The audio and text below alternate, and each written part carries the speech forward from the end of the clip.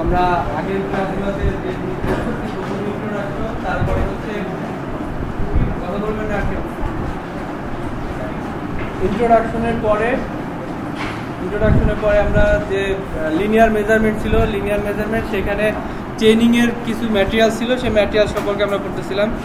তো এর আগের ক্লাসগুলোতে চেইনিংয়ের চেন পর্যন্ত হয়েছে। চেইনিং নেওয়ার জন্যে, মেজারমেন্ট নেওয়ার জন্য, লিনিয়ার মেজারমেন্ট নেওয়ার জন্য যে যে ম্যাটেরিয়ালস লাগে তার চেন পর্যন্ত হয়েছে। আমরা আজকে টেপ থেকে শুরু করবো আর কি। তো টেপও চেনের মতোই বিভিন্ন ম্যাটেরিয়ালস দ্বারা তৈরি, তারপরে লেন্থ, তারপরে থিকনেস, এগুলো ডিফারেন্টের কারণে বিভিন্ন ধরনের নাম আছে। আমরা সেগুলো একটা একটা করে দেখি। ফার্স্ট হচ্ছে ক্লথ আর লাইলেন টেপ। ক্লথ, কাপড় বা লাইলেনের যে টেপ সেটা। These are closely woven linen or synthetic material and are varnish to resist the moisture. এটা হচ্ছে লাইলেন বা ক্লথের সাজানো একটা সিনথেটিক ম্যাটেরিয়াল, যেটাকে আমরা যদি বাংলায় বলি তাহলে শঙ্কর টাইপের কোনো কিছু, মানে অনেকগুলো মিক্স করে অনেকগুলো কাপড়, তারপরে যেগুলো ফেব্রিক্স আছে এই ফেব্রিক্সের বেশ কয়েকটা মিশ্রণ হচ্ছে লাইলেন টেপ। এবং এটার ময়েশ্চার যাতে রেজিস্ট করে। কাপড় সাধারণত আমরা যদি ওয়েদার কন্ডিশনে থাকে তাহলে এমনি বায়ুতে এয়ার যেটা, এর মধ্যে ময়েশ্চার পার্সেন্টেজ থাকে, ময়েশ্চার বলতে পানি, ওয়াটার ইনডিরেক্টলি, তো সেটা অ্যাবজর্ব করবে। এটা অ্যাবজর্ব করলে দেখা যাচ্ছে লেন্থ উইথের ভেরিয়েশন হবে, হয়তো বড় হয়ে যাবে অথবা ছোট হবে। সেটা যাতে না হয় সেজন্য উপরে ভার্নিশ করা থাকে, এক ধরনের রেজিস্ট ম্যাটেরিয়াল যা থাকে যেটাকে ভার্নিশ বলি। এই যে আমাদের ওয়ালে যেগুলো দেওয়া আছে এগুলো ভার্নিশ বা কোটিং। তারপর উডেন যে কোনো শেপের উপরে দেওয়া হয়, এটা ময়েশ্চার রেজিস্ট করার জন্য। These are available in 10 to 30 metre in length and 12 to 15 millimetre in with. আমরা একটা ফিগার দেখি, দেখো লাইলেন টেপ 50 মিটার লেন্থ বলতে, 15 মিটার লেন্থ বলতে লম্বা এতটুকু, আর উইথ হচ্ছে এই যে এইখান থেকে এইটুকু 15 মিলিমিটার ছিল, দেখো 12 to 15 মিলিমিটার উইথ। এটা হচ্ছে লাইলেন টেপের অংশ। তবে এর কিছু ডিসঅ্যাডভান্টেজ আছে। দেখো, একটা হচ্ছে it is affected by moisture and gets shrunk. যদি কোনো materials, fabric materials moisture absorb করে তাহলে সেটার কন্ট্রাকশন হয়, ছোট হয়ে যায়। তাহলে যদি 30 মিটারের কোনো টেপ হয়, দেখা যাচ্ছে 29 মিটার পাওয়া যাবে সেখান থেকে ইফেক্টিভ। তাহলে এটা ফার্স্ট ডিসঅ্যাডভান্টেজ। তাহলে তুমি যে মেজারমেন্ট নেবা সেটা অ্যাকুরেট হবে না। Its length gets altered by stretching. এই যে এখানে যে ফেব্রিক ম্যাটেরিয়ালসগুলো আছে বা ক্লথগুলো আছে, এগুলো হচ্ছে লংগিটিউডিনাল ডিরেকশনে সাজানো থাকে একটার পর একটা। মানে ওর যে ফেব্রিক্স, যে ওয়্যারগুলো, এগুলো লং ডিরেকশনে সাজানো থাকে। লং ডিরেকশনে যে কোনো ফেব্রিক্সের তার কিছু ইলংগেশন হয়। ইলংগেশন হলে অ্যাকচুয়াল যে লেন্থ সেটা থাকবে না, এটাও একটা disadvantage. It is likely to twist and does not remain straight in strong wind. যদি তুমি মেজারমেন্টটা দেখা যাচ্ছে প্রতিকূল আবহাওয়া হয়, বেশি বাতাস আছে সেরকম হয়, তারপরেও 2-3 বার মেজারমেন্ট নিলে এই যে টেপের এই অংশটা জড়াই যাবে, টেপের এই অংশটা, বা দেখা যাচ্ছে 2-3টা ভাঁজ পড়ে গেল, তাহলে তার যে উইথ বা লেন্থ সেটা থাকবে না। এরপর আমরা মেটালিক টেপ আসি। এখন দেখো, মেটাল যদি হয় তাহলে তার উইন্ডে জড়ায় যাওয়ার প্রবাবিলিটি কম, তারপরে ময়েশ্চার রিজলভ করার বা অ্যাবজর্ব করার প্রবাবিলিটিও কম। সেই ক্ষেত্রে মেজারমেন্টটা আরও একটু কারেক্ট করার জন্য মেটালিক টেপ আসছে। It is linen tape with brass or copper wires woven into the longitudinal to reduce stretching. আমরা বললাম এর আগে যে ময়েশ্চার অ্যাবজর্ব করবে লাইলেন টেপ আর ক্লথ টেপ, সেটা স্ট্রেচিং হবে, লং ডিরেকশনে যাতে সাজানো থাকে সেই জন্যে লম্বা হবে। যদি মেটালিক টেপ হয়, সাথে সাথে এই ওয়্যারগুলো হয়ে যাবে ব্রাশ আর কপার ওয়্যার। যে ওয়্যারগুলোর কথা আমি বললাম আর কি, সেগুলো তখন ক্লথের না হয়ে ব্রাশ অথবা কপারের হবে, মেটাল যেটা। তাহলে এর যে ইলংগেশন বা স্ট্রেচিং হওয়ার probability com. As it is varnish, এবং আগের মতোই এটা ভার্নিশ করা থাকবে। তারপরে যদি ময়েশ্চার অ্যাবজর্ব করার প্রবাবিলিটি থাকেও তা ভার্নিশ করা থাকবে, তাহলে আর ময়েশ্চার অ্যাবজর্ব করবে না। দি ওয়্যারস আর নট ভিজিবল, এবং এই ওয়্যারগুলো দেখা যাবে না। আমরা একটা দেখি মেটালিক টেপ, এটা দেখে একেবারে ক্লথ, এই যে এটা হচ্ছে মেটালিক টেপ, ক্লথের মতোই মনে হচ্ছে, তাই না?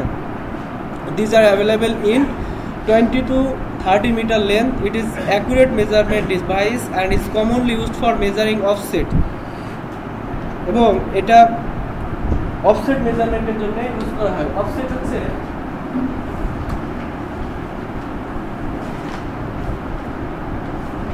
আমরা দেখি স্টেশন। হ্যাঁ, স্টেশন হচ্ছে যে ধরো এই রুমের মেজারমেন্ট আমি নিব, তাহলে একটা পয়েন্ট ফিক্সড করা যে এই পয়েন্টের সাপেক্ষে আমি সবগুলো মেজারমেন্টকে কনভার্ট করব। যে কোনো একটা কোণা হতে পারে বা এই পজিশন হতে পারে, সেটা স্টেশন সিলেক্ট করার আবার কিছু ক্রাইটেরিয়া আছে, যা সেই ক্রাইটেরিয়াগুলো আমরা পরে শিখবো। একটি স্টেশনের সাপেক্ষে যদি তুমি যে কোনো একটা মেজারমেন্ট নাও, ধরো এই স্টেশনের সাপেক্ষে ওই রুমের একটা ডিস্টেন্স, এইটুকু হচ্ছে অফসেট। স্টেশনের সাপেক্ষে respect to station with other measurements is called offset. এই টেপগুলো সাধারণত অফসেট মেজারমেন্ট করার কাজে ইউজ করা হয়। স্টেশনকে যে পয়েন্টের সাপেক্ষে আমি সবগুলো মেজারমেন্ট নিব, ঠিক আছে, সেটা হচ্ছে স্টেশন। আর ওই স্টেশনের রেসপেক্টে যদি অন্য যে কোনো মেজারমেন্ট নিই সেটা হবে অফসেট। এই ডিস্টেন্সটুকুই হচ্ছে offset. As it is reinforced with wires and all the defects of nylon tapes are overcome. যেহেতু ব্রাশ আর কপার ওয়্যার ইউজ করা হয়, রিনফোর্সড করা থাকে, সেই ক্ষেত্রে যে লাইলন আর টেপে অথবা ক্লথের যে ডিফেক্টগুলো ছিল সেগুলো আর ওভারকাম করা সম্ভব মেটালিক টেপ দ্বারা। এরপর আসি steel tape. These are 1 to 50 metre in length and are 6 to 10 millimetre wide. Length হবে 1 থেকে 50 মিটার এবং যে উইথটা আমরা দেখালাম 6 থেকে 10 মিলিমিটার। 10 মিলিমিটার কতটুকু, কার কোনো ধারণা আছে? 10 মিলিমিটার মানে 1 সেন্টিমিটার, কতটুকু হবে এমনি অ্যাকচুয়াল স্কেলে?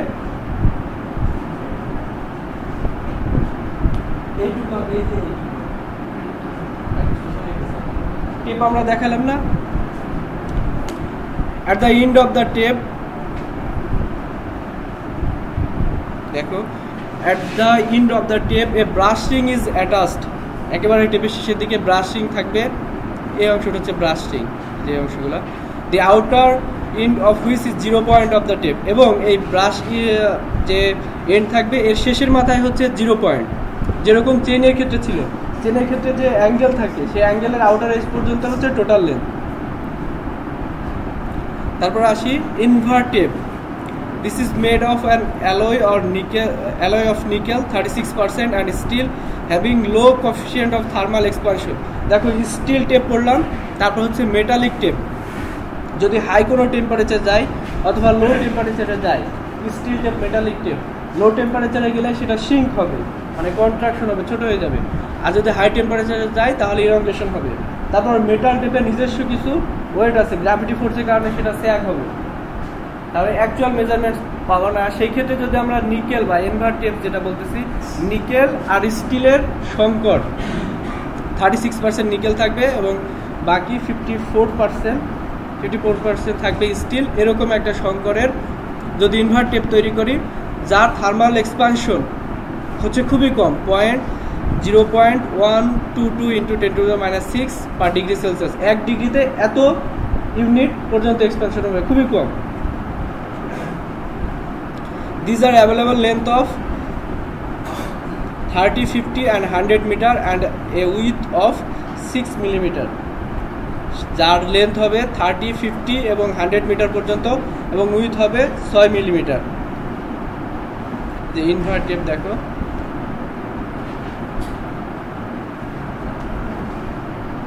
এরপর আসি পেগস। আমরা ফিগার দেখি। পেগ হচ্ছে স্পাইক, পেরেক জাতীয় কিছু, পেগ হচ্ছে স্পাইক। এগুলো সবগুলাই তোমাদের ইউজ করতে হবে প্র্যাকটিক্যাল সার্ভেইং যখন করব, সবগুলো ইউজ করতে হবে কোনো না কোনো কাজে। দেখ,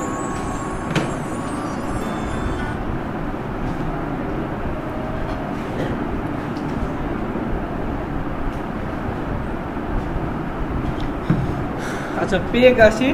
wooden pegs are used to mark the position of the stations or terminal points of a survey line. যখন তুমি সার্ভে স্টেশন ঠিক করতেছো, আমরা একটা রুমের কথা বললাম, এই সার্ভে স্টেশন কখনো কখনো তোমার এই রুম যখন সার্ভে করা হয়ে যাবে তখন তুমি চলে যাবা, ধরো 2 দিন পরে আসছো, সার্ভিস স্টেশনের যে অ্যাকচুয়াল লোকেশন সেটা ঠিক করতে পারবো না। তাহলে এখানে যদি একটা পেগ, উডেন পেগ, এই যে দেখা যাচ্ছে ফিগারে একবার জাস্ট লাইক এরকম একটা পেগ যদি তুমি রেখে যাও, পুঁতে রেখে যাও, তাহলে কিন্তু ইজিলি এসে তুমি সেই স্টেশনটা আবার লোকেট করতে পারবে এক্সাক্ট পয়েন্ট, যে পয়েন্টে ছিল সেটাই। তো এই কাজে পেগ ইউজ করা হবে। They are made of stout timber, generally 2.5 centimetre or 30 centimeter square and 15 to 60 centimeter long, tapered at the end. আমার একটা ফিগার দেখি, দেখো জেনারেল হাইট হচ্ছে 40 থেকে 60 সেন্টিমিটার। তারপরেও তোমার রিকোয়ার্ড সার্ভে ওয়ার্কের উপরে এটার লেন্থ হাইট ভেরিয়েশন হতে পারে। তবে এর যে ইগুলা থাকবে মানে এরিয়া, সেটা হবে স্কোয়ার 5 সেন্টিমিটার অথবা 2.5 থেকে 3 সেন্টিমিটার পর্যন্ত। আর শেষের ইন্ডিয়া ট্যাপার থাকবে, মানে একটা কোর শেপের থাকবে, যাতে ইজিলি আর্থ ওয়ার্কের ভিতরে এন্টার করানো যায়। They are driven in the ground with the help of a wooden hammer. Wooden hammer দ্বারা এটা গ্রাউন্ডের মধ্যে গাড়া যাবে। And kept about 4 centimetre projecting above the surface. দেখো এই ফিগারটা দ্বারা নিশ্চিত করা যায় যে 40 থেকে 60 সেন্টিমিটার পর্যন্ত এর হাইট হবে। তারপরে তুমি এইভাবে অ্যাঙ্গুলার করে মাটির মধ্যে দিতে পারবে না, এটাকে দিতে হবে একেবারে vertical two the earth surface. কারণ কি, যদি অ্যাঙ্গুলার দাও, এটা হচ্ছে অ্যাকচুয়াল পজিশন, এটা হচ্ছে right.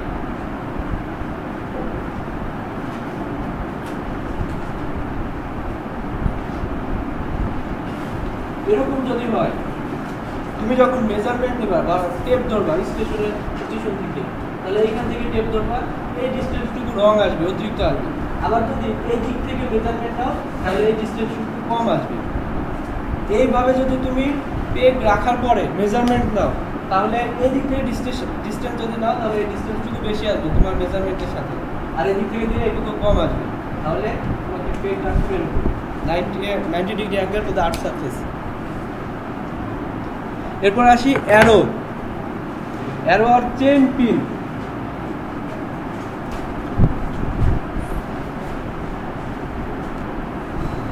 Arose are made of stout steel wire, এবং শক্ত সামর্থ্য স্টিল ওয়্যার দ্বারা তৈরি হবে।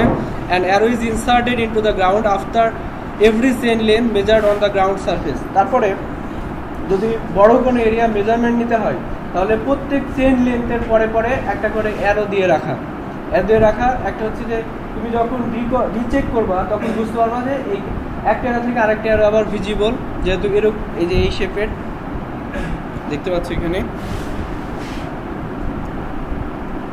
স্টিল ওয়্যার, এদিকে একটা প্রান্ত থাকবে সার্কুলার, তো ইজিলি ভিজিবল। তাহলে তুমি বুঝতে পারবা যে ধরো গুনে আসলা 2টা 3টা, তাহলে 3টা মানে 3 চেনের যে লেন্থ, সেটা হচ্ছে মেজারমেন্ট, তোমার টোটাল মেজারমেন্ট এই কাজগুলোর জন্যে। তারপরে হচ্ছে ওই এক চেন লেন্থের পরে তুমি যদি একটা অ্যারো দিয়ে রাখো, তাহলে ওই যে অ্যারো পয়েন্ট, সেটাকেও তুমি স্টেশন হিসেবে ক্রিয়েট করতে পারবা। এই সুবিধার জন্যে অ্যারো ইউজ করা। Arrows are made of good quality hardened and tempered steel wire 4 mm in diameter and black enamel, এবং 4 mm ডায়ামিটারে হবে এবং ব্ল্যাক শেপের থাকবে, মানে ব্ল্যাক কালার থাকবে। The length of arrow may vary from 25 cm to 50 cm, তবে generally 40 cm হয়। One end of the arrow is made sharp and other end is bent into a loop of circle for facility of carrying. এর জন্য, carry করার ফ্যাসিলিটির জন্য। আবার তুমি যখন মাটির মধ্যে এটাকে এন্টার করবা, সেটা তোলা কিন্তু সহজ, যদি এই দুই প্রান্তে যদি শার্প হইতো, কারণ এর ডায়ামিটার হচ্ছে 4 mm, খুবই কম স্টিল ওয়্যার, তো দুই প্রান্ত যদি শার্প হয়, সেটাকে তুমি আর মাটির মধ্যে থেকে তুলতে পারবা না। এই জন্যে একটা প্রান্ত সার্কুলার রাখা, ক্যারি করার সুবিধা, আবার সেটাকে গ্রাউন্ড সারফেস থেকে রিকভার করার সুবিধা। এরপর আসি রেঞ্জিং রডস। তার আগে আমরা দেখি দুইটা ফিগার, একটা হচ্ছে রেঞ্জিং রডস, একটা হচ্ছে অফসেট রড। লেফট সাইডে যেটা, সেটা হচ্ছে রেঞ্জিং রড, রাইট সাইড সেটা হচ্ছে অফসেট রড। আমরা একটু দেখি ডিটেলস কীরকম। Ranging rods have a length of either 2 metre or 3 metre, the 2 metre length being more common. 2 থেকে 3 মিটারের মধ্যে এর লেন্থ হবে বা হাইট, তবে 2 মিটার লেন্থের common. They are combined at bottom with a heavy iron point. আমরা একটা করে করবো আর এর ডিটেলসটা দেখবো আর কি। এই পয়েন্টে একটা করে আয়রন শু থাকবে, এটাও মাটির মধ্যে এন্টার করানোর অপশন আছে। আয়রন শু থাকবে যাতে যদি উডেন শু থাকে, হার্ড যদি সারফেস হয় তাহলে তুমি যখন হ্যামার দ্বারা আঘাত করবা মাথার অংশটা ভেঙে যাবে, এই জন্য আয়রন শু থাকবে একেবারে ইন্ডে।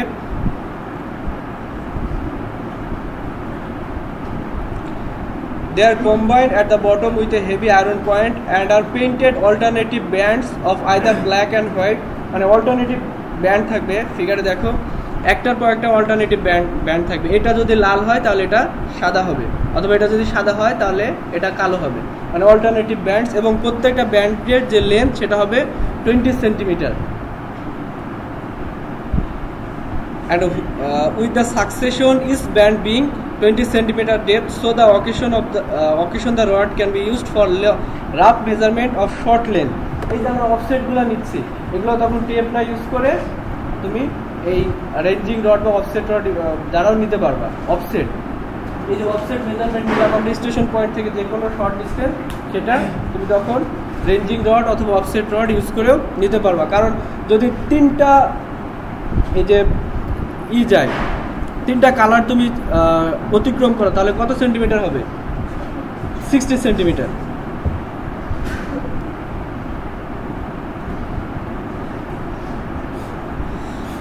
Ranging rods are used to range some intermediate points in the survey line. ধরো প্যারালাল দুটো সার্ভে লাইন, একবার এই দিক দিয়ে চেন নিয়ে গেছো আর একবার এই দিক দিয়ে, তো এই দুটো সার্ভে লাইনের মধ্যে ডিস্টেন্স দেওয়ার জন্য রেঞ্জিং রড ইউজ করা হয়। They are circular or octagonal in cross section, circular হতে পারে অথবা অক্টাগোনাল হতে পারে। of 50 centimeter nominal 3 centimeter nominal diameter, made of well seasoned and straight grain timber. well seasoned বলতে এর মধ্যে কোনো ধরনের ময়েশ্চার থাকবে না। সিজনিং কথার অর্থ হচ্ছে যে রিমুভ ময়েশ্চার। এর মধ্যে যদি ময়েশ্চার থাকে তাহলে বিভিন্ন ধরনের ইনসেক্ট, তারপরে শিঙ্কেজ এই ধরনের বা স্ট্রেচিং এই অপশনগুলো আসতে পারে। এই জন্য ওয়েল সিজন হতে হবে, তার মানে একেবারে 100% ড্রাই হতে হবে। এই ধরনের উড ইউজ করা রেঞ্জিং রড তৈরির ক্ষেত্রে। The rods are almost invisible at a distance of about 200 metres. এই যে black and white successive layer দেওয়া আছে, কালার দেওয়া আছে, এর কারণে তুমি অনেক দূর থেকে দেখবা গাড়ি যখন রাস্তা দিয়ে চলে, এই আউটসাইড রোডের আউটসাইডে বিভিন্ন কালারের কিছু পোস্ট থাকে, ওইগুলোর ডিফারেন্ট কালার দেওয়া থাকে। এই কালার দেওয়া থাকার কারণে অনেক দূর থেকে সেটা ভিজিবল হয়। 200 মিটার কিন্তু অনেক রাস্তা, 200 মিটার মানে 330 ফিটের মতো। আমাদের এই বিল্ডিংটা সব মিলায় মনে হয় 150 ফিট হবে, তাহলে এরকম ডাবল লেন্থ তুমি ইজিলি দেখতে পারবে যে ওইখানে তুমি যদি একটা এরকম 200 মিটার পরে একটা রেঞ্জিং রড দিয়ে রাখো তাহলে বুঝতে পারবে যে এই ডিস্টেন্সটা মোরাললেস 200 মিটার, মানে ভিজিবল হবে যদি তুমি রেঞ্জিং রড ইউজ করো। Hence, when used on long lines, each rod should have a red, white or yellow flag about 30 to 50 centimeter square tied on near its top. এবং এটা সুবিধার জন্য একটা হচ্ছে যে ডিফারেন্ট লেয়ার দেওয়া আছে, কালার দেওয়া আছে, এটা থেকে দেখতে পারবা। যদি মাঝখানে কোনো ফ্ল্যাগ থাকে মাথার উপরে, এটার লেন্থ হবে 50 সেন্টিমিটার আর উইথ হবে 30 সেন্টিমিটার, এরকম কোনো ফ্ল্যাগ দেওয়া থাকে লাল, সবুজ বা হলুদ কালারের, তাহলে আরেকটু ভিজিবল হবে দূর থেকে। এরপর আসি অফসেট রড। দেখো অফসেট রডে জাস্ট লাইক রেঞ্জিং রড আরও কিছু এক্সট্রা অপশন আছে এবং এতে কোনো ফ্ল্যাগ নেই, আমরা দেখি তারপরেও। An offset rod is similar to a ranging rod and has a length of 3 metre. Offset rod হবে একেবারে সিমিলার রেঞ্জিং রডের মতো, তবে এর লেন্থ ইন জেনারেল 3 মিটার। আর রেঞ্জিং রড কি কি লেন্থের ছিল? 2-3, general 2 metre. They are round wooden rods and showed with pointed iron shoe at one end and provide with a knot or a hook at the other. একটা হচ্ছে নিচের দিকে শু থাকবেই আর আদার প্রান্তে মানে অন্য প্রান্তে একটা হুক থাকবে। যেহেতু এতে ফ্ল্যাগ নেই খুব সহজে যদি গ্রাউন্ড সারফেস থেকে রিকভার করা যায়, এই জন্যে এর অন্য প্রান্তে হুক থাকবে একটা করে। The hook facilitates pulling and pushing the chain through hedges and other obstacles. যে কোনো ধরনের অবস্টাকল বা গ্রাউন্ড সারফেস যদি খুবই ড্রাই হয় অথবা হার্ড হয়, সেই সারফেসের মধ্যে এন্টার করার ক্ষেত্রে আবার রিমুভ করার ক্ষেত্রেও এই হুকটা ইউজ করা হবে। The rod is mainly used for measuring rough offset nearby. এই রড দ্বারাও তুমি নিয়ার বাই অফসেটটা খুব ইজিলি ক্যালকুলেট করতে পারবা। It has also two narrow slots passing through the centre of the section and set a right angles to one another at eye level for aligning the offset line. এখানে দেখো slit বলে এটাকে, narrow slit. এটা তো আমরা এই রডগুলো তো একটা হচ্ছে অফসেট মেজারমেন্টের জন্য ক্যালকুলেট করলাম। রেঞ্জিং রড যেটা সেটা দূর থেকে দেখা যাবে। তারপরে অফসেট রড এর ক্ষেত্রেও সেম ক্রাইটেরিয়া। স্লিট থাকার অপশন হচ্ছে যে যখন কোনো অপটিক্যাল মেজারমেন্ট নেবা তখন সেখানে একটা ক্রস ওয়্যার থাকে।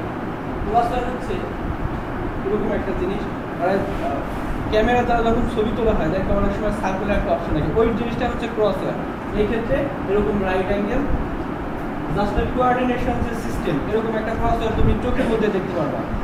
তো তোমার রডে যদি এরকম একটা ফাঁকা জায়গা থাকে তাহলে তুমি এই লাইনটাকে ইজিলি ওই ফাঁকা জায়গার সাথে মিশাইতে পারবে, এবং ওই ফাঁকা জায়গার সাথে যখন তুমি মিশাবা তখন তোমার মেজারমেন্টস অ্যাকচুয়াল তুমি বুঝতে পারবা যে তুমি যে লাইনে দাঁড়ায় আছো আর তোমার রেঞ্জিং রড অফসেট রড একই লাইন বরাবর আছে।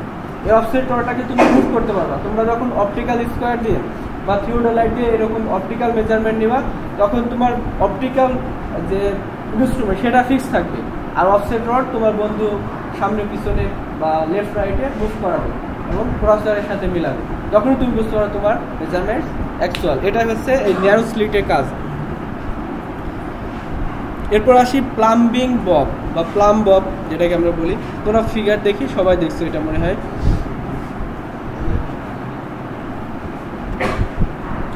While training along sloping ground, a plumb bob is required to transfer the point to the ground, and it is also used to make ranging posts vertical to transfer point from a line ranger to the ground. In addition, it is used as a centering aid in theodolites, compass, plane table, and a variety of other surveying measurements.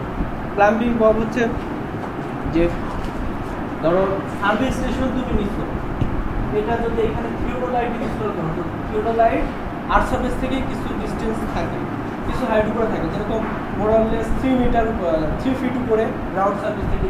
তো এইটা যদি তোমার survey থিওডোলাইটের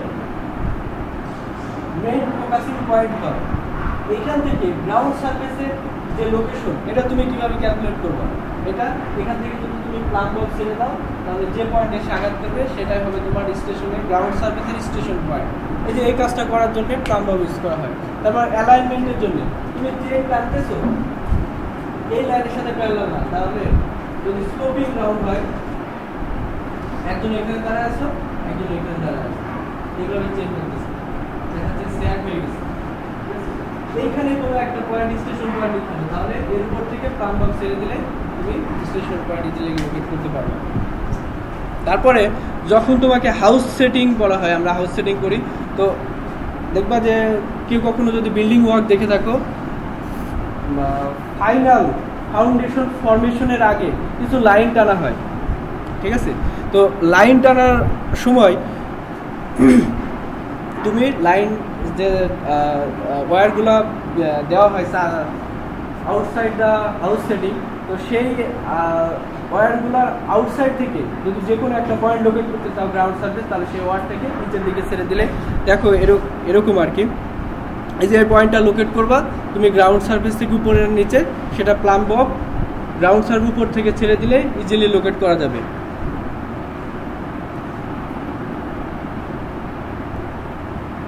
এগুলো হচ্ছে materials, এখানে শেষ।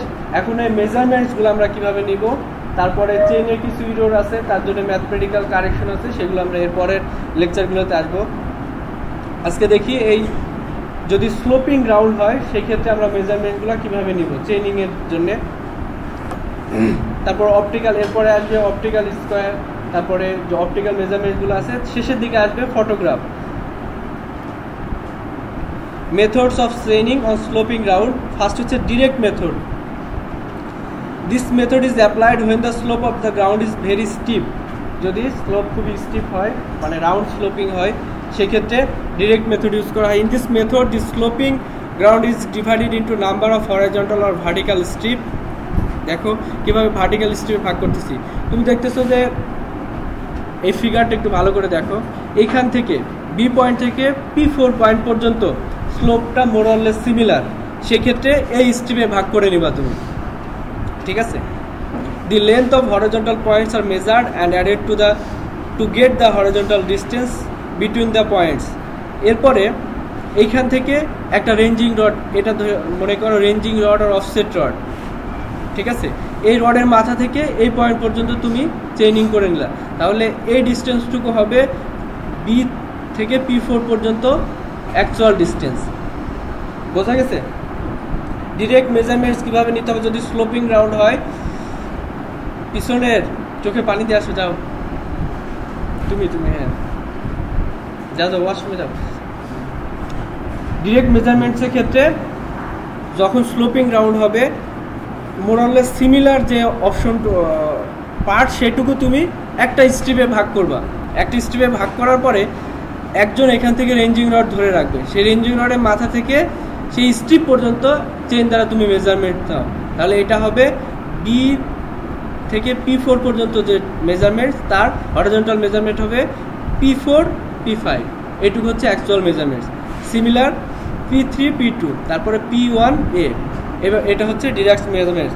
কিন্তু দেখো যে তুমি যদি এই বরাবর মেজারমেন্টসগুলো নাও আর এই যে মেজারমেন্ট হরিজন্টাল মেজারমেন্টস, কোন এটা কি অ্যাকুরেট হবে? অ্যাকুরেট হবে না। তাহলে আচ্ছা, অ্যাকুরেট না হোক কীভাবে অ্যাকুরেট করবো সেটা পরে আসতেছি। তাহলে টোটাল হরিজন্টাল লেন্থ কী হবে? এ বি, এখান থেকে এ থেকে বি পর্যন্ত, বি পয়েন্ট পর্যন্ত, এ থেকে বি পয়েন্ট পর্যন্ত হরিজন্টাল মেজারমেন্টস হচ্ছে এ P1 P2 P3 P4 P5। এটা হচ্ছে ডিরেক্ট মেজারমেন্টস। এরপর আসি indirect measurements. when the slope of the ground surface is long and gentle। এরপরে যদি এই স্লোপটা অনেক বড় লেন্থের হয় এবং জেন্টাল স্লোপ হয়, মানে দেখা যাচ্ছে যে আমরা আগে ডিরেক্ট মেজারমেন্ট যদি মোর অর লেস স্লোপিং গ্রাউন্ডটা একই রকম হয়, কখনো দেখা যাচ্ছে এরকম যদি হয়, এটা কি সেম টাইপ এরকম যদি হয়, এখন এই লাইন এটা হচ্ছে সেম স্লোপের। জেন্টাল স্লোপ যদি হয়, মানে অ্যাব্রাপ্টলি চেঞ্জ হয়, সেই ক্ষেত্রে তুমি আর ডিরেক্ট মেজারমেন্ট দিলে একেবারেই কারেক্ট মেজারমেন্টস পাবা না, সেক্ষেত্রে ইনডিরেক্ট মেজারমেন্টসে যেতে হবে। In such a case the horizontal distance may be measured by the following process. First হচ্ছে by measuring the slope with the clinometer. Clinometer হচ্ছে ইনক্লাইন যে অ্যাঙ্গেল সেটা মাপার ইনস্ট্রুমেন্ট। থিওডোলাইটের কথা আমরা এমনি ফিগারে দেখাইছিলাম যে একটা অপটিক্যাল থিওডোলাইট যদি ইনডিরেক্টলি বলি ক্যামেরার মতো, DSLR যে ক্যামেরাগুলো আছে এই ক্যামেরার মধ্যে।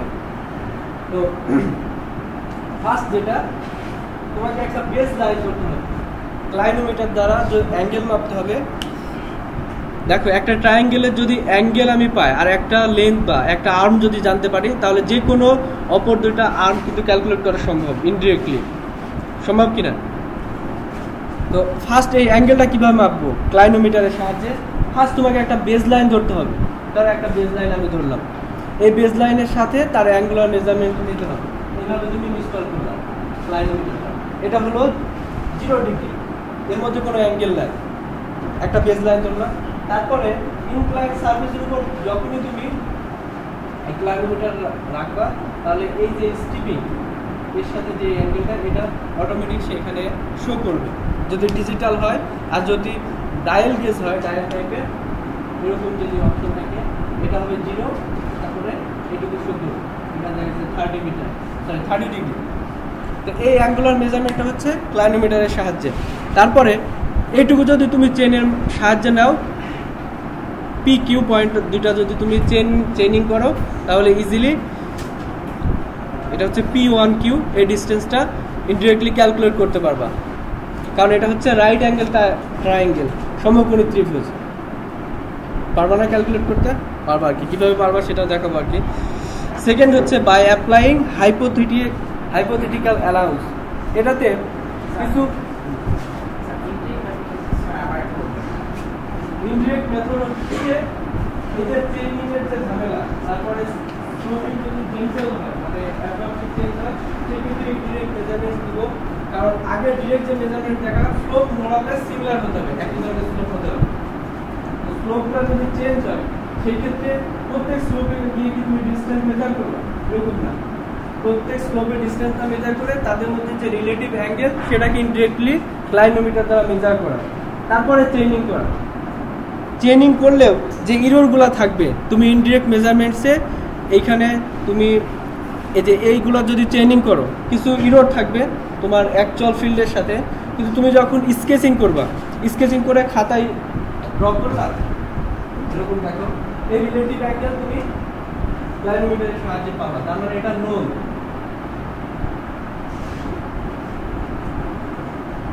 এইটুকু যখন তুমি চেইনিং করবা ধরো 30 মিটার ইজিলি এই আমরা ক্যালকুলেট করতে পারো, যেহেতু এটা রাইট অ্যাঙ্গেল ট্রায়াঙ্গেল। তো এই যে অ্যাঙ্গেলটা তুমি পাবা তোমার রুমে বসে, এটা হবে অ্যাকচুয়াল মেজারমেন্ট। আমার কথাবার্তা কি বোঝা যাচ্ছে না? বোঝা যায় না? অনেক দ্রুত বলতেছে তাই না? বোঝা না গেলে বলো, এখন যদি বুঝতে না পারো আর কয়েকদিন পরে কিছু বুঝতে পারবে।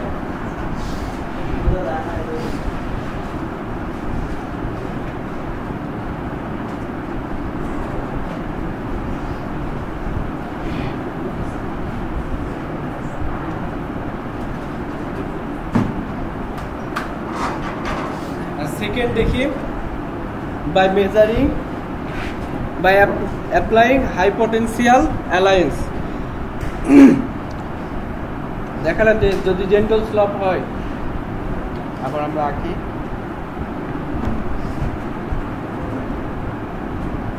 তোমাকে কিন্তু যে ধরনের স্লোপিং ডাউন হোক চেইনিং কিন্তু করতে হবে, চেইনিং বা টেপিং এই যে এই লেন্থটা মেজার করতে হবে। এবার যদি চেইনিং করো এই ডিসটেন্সগুলো কিন্তু ক্যালকুলেশন আসতেছে না, আসতেছে না। তারপরে এখান থেকে যদি এটা গ্রাউন্ড দিয়ে এইভাবে ফেলাই দিয়ে নিতে পারতো তাহলে এটা একটা অ্যাকচুয়াল ডিসটেন্স। তো এইটাকেও রিকভার করার জন্য হাই পটেনশিয়াল অ্যালায়েন্স এরকম একটা অপশন আছে। In this method the slope of the ground is first found by clinometer. এটাতেও তোমাকে স্লোপের যে স্টিপ বা অ্যাঙ্গেল ঢাল সেটা তোমাকে মেজার করতে হবে ক্লাইনোমিটারের সাহায্যে, তারপরে তুমি ফর্মুলেশনে চলে আসবা। High potential alliance is then made for is tape length, এবং প্রত্যেক টেপ লেন্থ অথবা একটা নির্দিষ্ট লেন্থের পরে তুমি একটা করে ট্রায়াঙ্গেল ফর্ম করে ক্যালকুলেশন করবা। কিভাবে সেটা এইখানে দেখা দরকার নেই, আমার বোর্ডের দিকে দেখো। First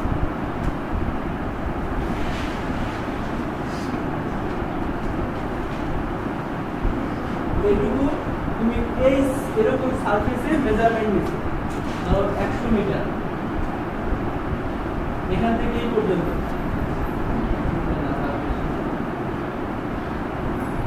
130 metre. যে ইঞ্জিনিয়ারিং চেন ছিল তার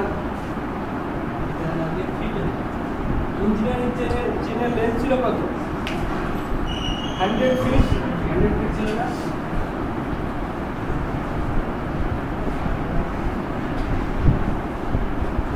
ধরো তুমি সার্ফেসে গিয়ে এটাকে তুমি এই সার্ফেসের সাথে তুলনা করো, তুমি মেজারমেন্ট পাইছো 130 ফিট, ঠিক আছে? এক চেন যদি 100 ফিট হয় তুমি এক চেন পরিমাণ এখানে কেটে নাও, ঠিক আছে? আর এই রিলেটিভ অ্যাঙ্গেল তুমি ক্লাইনোমিটারের সাহায্যে মেপে নিছো, ঠিক আছে? তাহলে এইখান থেকে এই পর্যন্ত এই আর এই আর সিমিলার, মানে ইকুয়াল, সিমিলার সাথে সাথে ইকুয়াল। ইকুয়াল যদি হয় মানে এইটুকু হচ্ছে বেশি, এইটুকুই হচ্ছে তোমার ইরো। এই যে স্টেপিং বা জেন্টাল স্লোপে আঁকছো, মেজারমেন্ট নিছো, এইটুকু হচ্ছে তোমার ইরো। এই ইরোটাকে কিভাবে আমি রিকভার করবো দেখো, let theta is equal angle of slope, স্লোপের অ্যাঙ্গেল যেটা তুমি ক্লাইনোমিটারের সাহায্যে মেপে নিছো। তাহলে ওই পয়েন্টে খেয়াল করো, এ বি আমরা এখন এখানে আসি প্রজেক্টরে দেখো, যদি A B equal to A B 1, কারণ আমি দেখালাম এটা হচ্ছে 1 চেন লেন্থ, এ বি হচ্ছে 1 চেন লেন্থ 100 মিটার, সেটাকে তুমি 2 চেনেও ধরতে পারো। এখানে 2 চেন ধরলে 200 ফিট ধরলে উপরেও 200 ফিট হবে। এটা এরপর থেকে যখন প্রজেক্টটা সেট করবে মানে এমন জায়গায় সেট করবা যেন না দেখা যায়, মানে দেখা না যায়, এটা দেখতে পাই। অথবা তোমরা এই অফ সাইডে বসবা আর কি।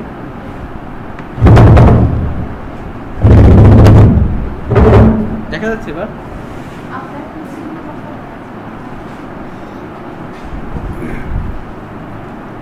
আচ্ছা ফিগারটা দেখো। তাহলে এবি যদি 1 চেন লেন্থ হয়, 1 or 2 চেন লেন্থ, তাহলে এবি 1 হবে 1 or 2 চেন লেন্থ। আমরা যেটা দেখালাম, 1 চেন লেন্থের সমপরিমাণ উপরে যতটুকু নিব নিচেও সেম হবে। তাহলে 20 মিটার অথবা 100 লিংস, আমরা যদি এখানে অন্য ধরনের মেজারমেন্ট দিই 100 ফিট তাহলে তাও হবে। তাহলে এসি কত দেখো, সেক 30 কত? সেক মানে গজ মানে লব, ভূমি বাই অতিভুজ, সেক মানে অতিভুজ বাই ভূমি। সেখান থেকে সেক 30 আসবে এসি এবি সেক 30। তাহলে এবি আমরা জানলাম 100 ফিট বা 100 লিংস। এখানে যদি 20 মিটার আমি ধরি তাও হবে। এবি এর যে অ্যাকচুয়াল ভ্যালু সেটা তুমি এখানে বসাই দিবা, ঠিক আছে? তাহলে বিসি অন হবে, এসি থেকে যদি এবি অন বাদ দাও, এই যে ইরোটুকু সেটুকু যদি তুমি ইকুয়াল করো তাহলে হবে এসি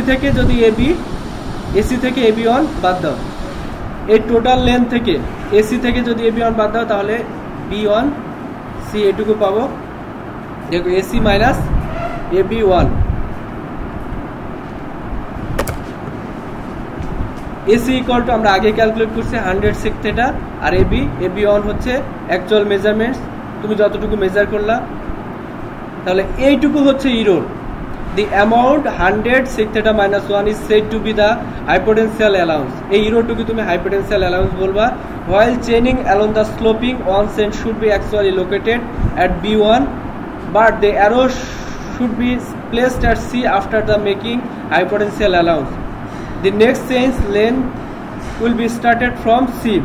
দেখো এই কথার অর্থ হচ্ছে যে তুমি যখন A থেকে C পর্যন্ত, এখানে দেখো এ থেকে বি পর্যন্ত 1 চেন লেন্থ নিবা, পরের স্টেপে গিয়ে এইটুকু যোগ করে আসবা B1C, এই ডিসটেন্সটুকু যোগ করে এখানে এসে মেজারমেন্ট নেবা। তাহলে এ থেকে সি পর্যন্ত এইটুকুই হবে অ্যাকচুয়াল ডিসটেন্স।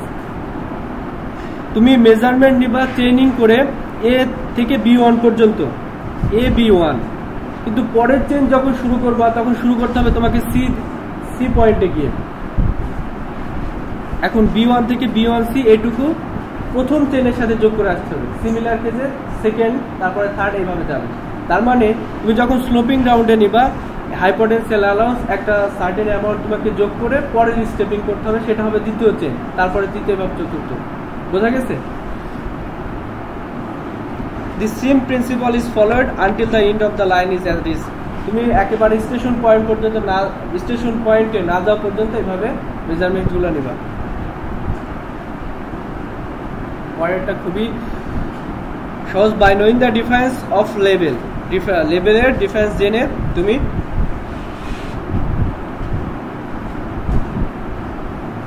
মেজারমেন্টস নিতে পারবো আর কি। Another method of measuring horizontal distance consists in measuring the slope distance L, PQ and the difference in elevation H between the 2 points by level. Required horizontal distance PQ হবে তাহলে L square minus H square, যেটা আমরা right angle triangle থেকে জানি। এখন এই যে difference in level, এইচটা আমি কিভাবে ক্যালকুলেট করব? ফার্স্ট দেখো, এটা হচ্ছে স্লোপিং রাউন্ড, পি থেকে কিউ পর্যন্ত হচ্ছে স্লোপিং রাউন্ড। ফার্স্ট ক্লাইম্বোমিটারের সাহায্যে আমি থিটাটা ক্যালকুলেট করলাম, ঠিক আছে?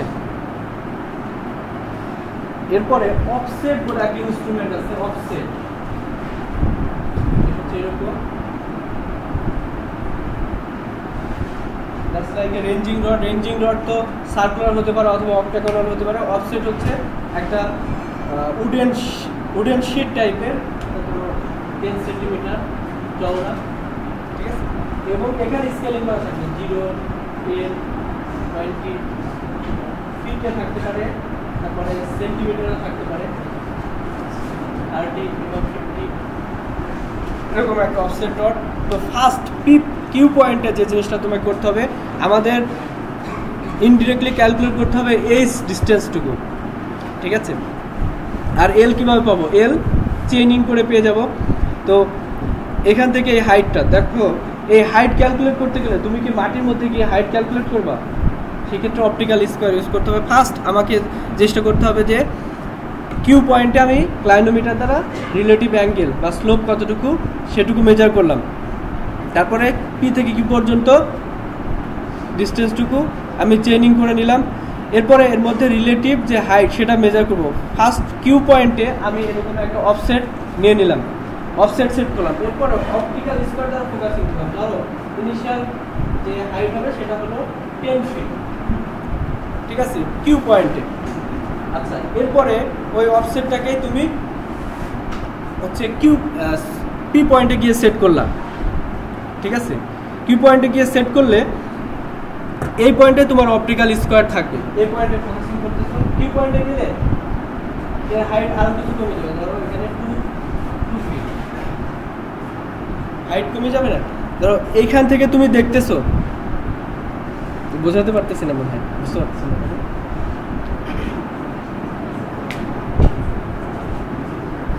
ধরো এখানে তুমি দাঁড়া আছে, এটা হচ্ছে তোমার চোখ,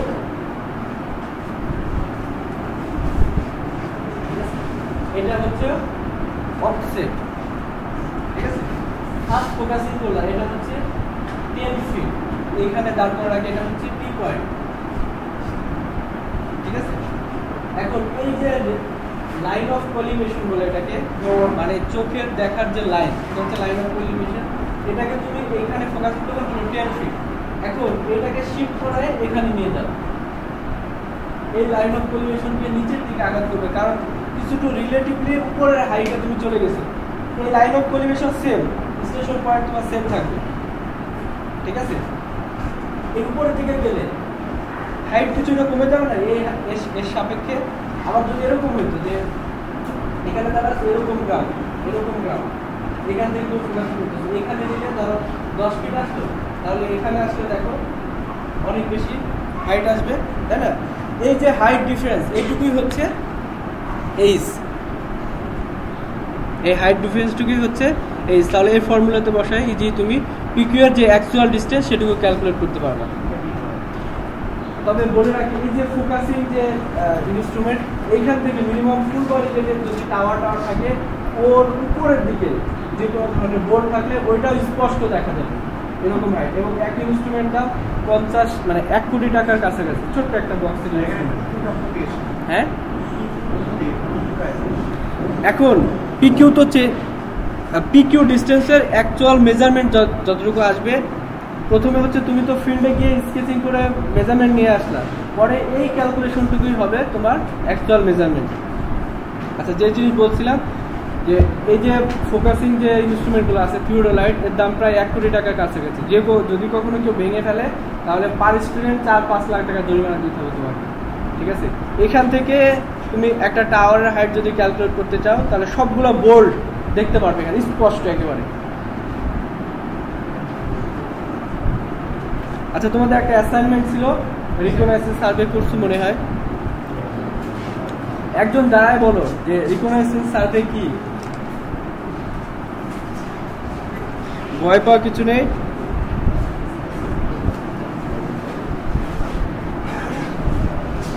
সাড়ে 11টা পর্যন্ত তো ক্লাস, তাই না?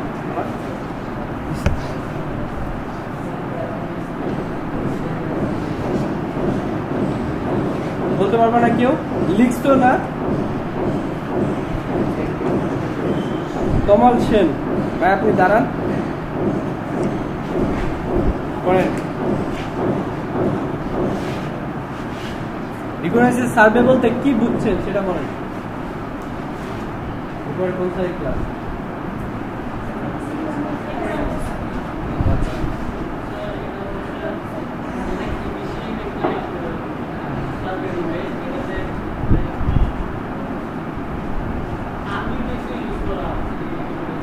কি ইউজ করা হয় সেটা পরে আসি, কাজটা কি সেটা আসি আগে, তাই না?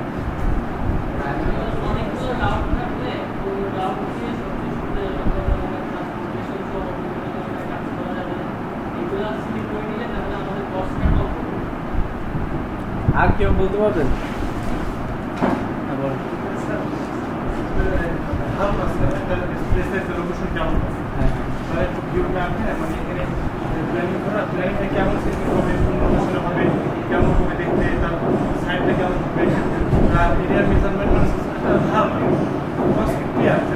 এখানে আমি প্ল্যানটা করবো, প্ল্যানটা সম্পর্কে কতটুকু আমি আগাতে পারবো।